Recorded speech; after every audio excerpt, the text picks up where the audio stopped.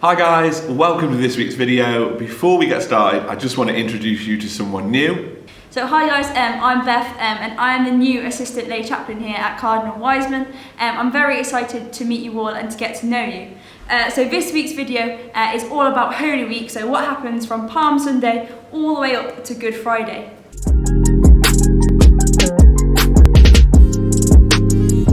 So as Beth said, this week's video is all about Holy Week, which we are just about to enter, and that starts on Sunday, and Beth is going to tell you a little bit about that.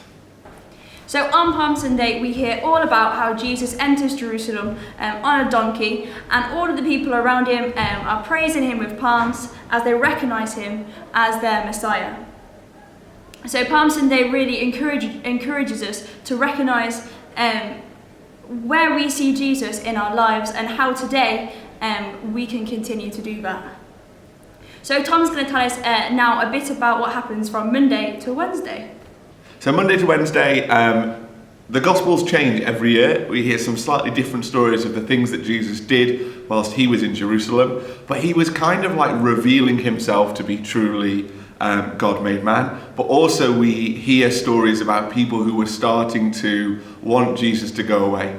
He was causing a little bit of fuss, a little bit of upset, and this was upsetting people. In this week's Gospels, we hear Jesus going for a meal with his friends Lazarus and Martha and Mary. And Martha and Mary welcome him to the home, and oil is poured on his feet. It's very expensive oil, and this is one of the stories that turns Judas against Jesus, as he thinks that the money should have been spent serving the poor, but the gospel tells us that, glorifying Jesus is what's important here.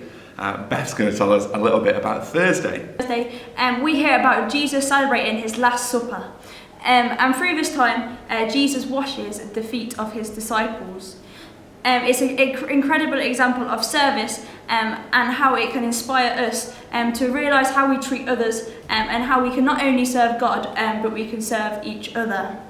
We then see him in the Garden of Gethsemane praying, and he reminds us that in our times of need, like Jesus was in his time of need, that it's really important that we pray and we give time to God, asking him for help.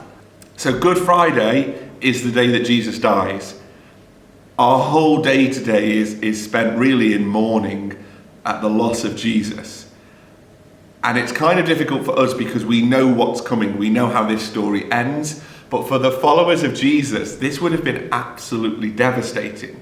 And if we place ourselves in their shoes, we realise that this was someone who they devoted their entire lives to following. They'd abandoned their jobs, they'd left their families behind to follow Jesus, and now he was dead. And what's worse, they were being persecuted as well. We know that the disciples went and hid because they were afraid that they too were going to be persecuted for following Jesus. So on Good Friday, we remember Jesus' death. And too often we kind of just go, oh yeah, Jesus died. But we need to remember how serious that is and why that happened. Jesus died so that you and I could go to heaven. Jesus died for you and me. He didn't do it for himself. He did it for you. And so although we should be mourning the loss of Jesus, and that's why on Good Friday we're encouraged to fast and make sure we go to Mass, and Mass is very different. In fact, Mass doesn't actually happen on Good Friday, it's a service instead. But we should also remember that Jesus did this for us, and there should be some joy in that because we know what comes next. So that's Holy Week. Those are the things that happen this week. And then obviously we move into Easter Saturday and Easter Sunday and the resurrection, which is great. But that's what's happening over the course of the next week. I hope you have a great week. We'll see you again soon. Goodbye.